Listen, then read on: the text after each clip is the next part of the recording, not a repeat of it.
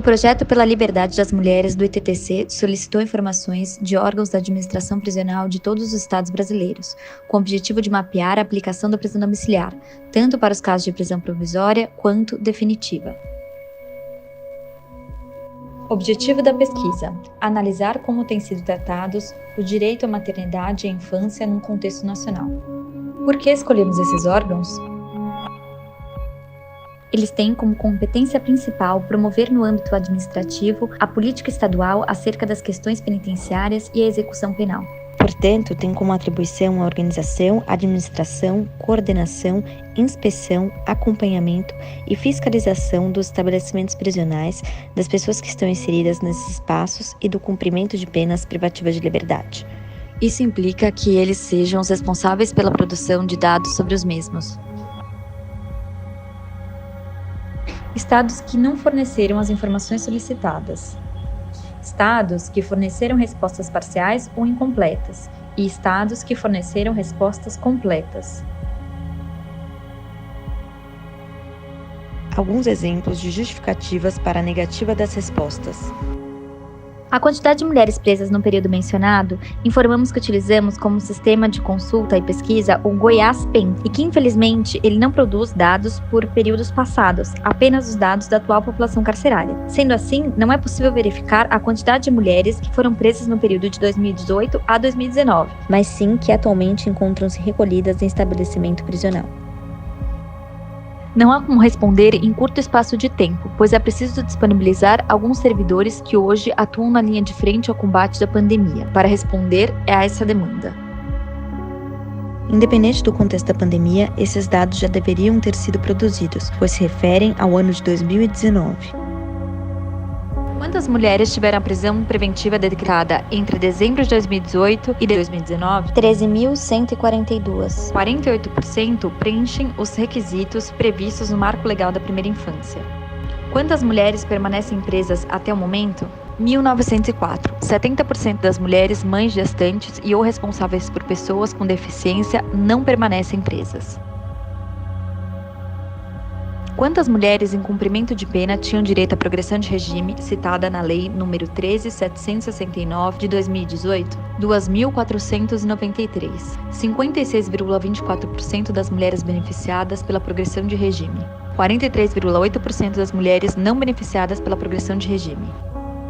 Das 74 unidades prisionais femininas, 17,6% não possuem dados sobre maternidade em seus prontuários. Convidamos algumas pesquisadoras e ativistas do tema para dialogar sobre os resultados. Como o Estado se relaciona com as informações sobre o sistema prisional e o impacto disso na garantia dos direitos das mulheres presas? Sempre a gente enfrentou muitos desafios e muitas dificuldades para conseguir ter esse dado realmente consistente, validado e que realmente consiga nos dar informações relevantes sobre a realidade dessas pessoas privadas de liberdade. A partir da década de 2000, a gente começa a ter alguns outros marcadores, como raça, cor, idade, alguns marcadores sobre a realidade e o perfil dessas pessoas privadas de liberdade mesmo. Em 2014, a gente tem, então, um ponto de inflexão aí bem importante nessa produção de dados, que é o momento em que se reformula toda a metodologia de coleta do Infopen, junto às administrações penitenciárias nos estados, e também trazendo ali parceiros, tanto da sociedade civil quanto parceiros da academia, que vão nos ajudar a pensar o que é realmente interessante da gente coletar com essas administrações prisionais nos estados. Só que a questão que permanece, na verdade, é realmente da dificuldade desses gestores estaduais de fazerem essa coleta na ponta. Essas informações, elas são coletadas muito mais com o sentido da gestão mesmo desse sistema. Então, aquilo que nos interessa do ponto de vista da pesquisa, que é entender, por exemplo, os marcadores de diferença, o perfil dessas pessoas privadas de liberdade, a questão da garantia de direitos, de acesso aos direitos que estão previstos na LEP, tudo isso não é tão relevante do ponto de vista da gestão da unidade prisional, e por isso esses dados nem sempre são coletados. Então, se você não consegue levantar informações relevantes sobre a forma como essas mulheres estão acessando os seus direitos previstos na LEP, fica muito difícil a gente pensar realmente num sistema prisional que seja sensível à realidade dessas mulheres. Como se denota, a partir da produção ou precariedade e ausência de informações, discriminação de raça, classe, no sistema prisional? É que em todos os estabelecimentos penitenciários deveriam ter uma lista de informações que deveriam ser preenchidas com todas as informações necessárias.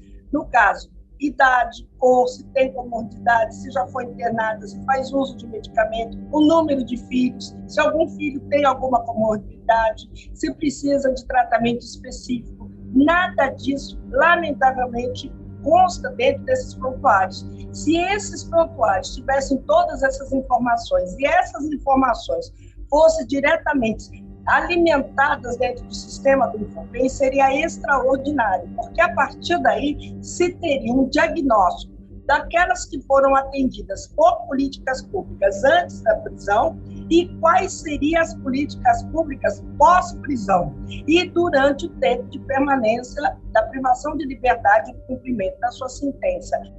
Qual o motivo da negligência do Estado com essas mulheres? Eu acredito que não existe interesse realmente de efetivar alguma política pública que forneça condições dignas para essas mulheres que estão em situação de prisão. A partir do momento que essas mulheres são taxadas de criminosas de alta periculosidade, elas passam a deixar de existir enquanto cidadãs. Elas já não existiam antes. Agora é o aniquilamento da existência. Elas passam a ser as últimas na fila depois de ninguém, principalmente na condição de egressas. E essa iniciativa do TCC é muito importante para que possamos também avaliar, se refere à manutenção dos filhos na escola, as condições de moradia, condições de saúde dessas mulheres, para que possamos avançar no sentido de evitar prisões de mulheres, principalmente mulheres mães solos que vivem em estado de pobreza e vulnerabilidade extrema, que também foram vítimas de violência doméstica.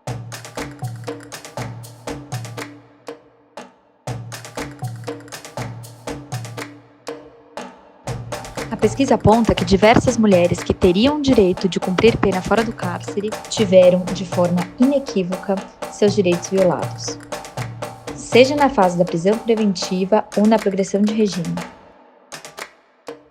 Entretanto, os critérios legais para a concessão do benefício são claros e de fundamental importância, mas ainda existem grandes desafios para a sua aplicação.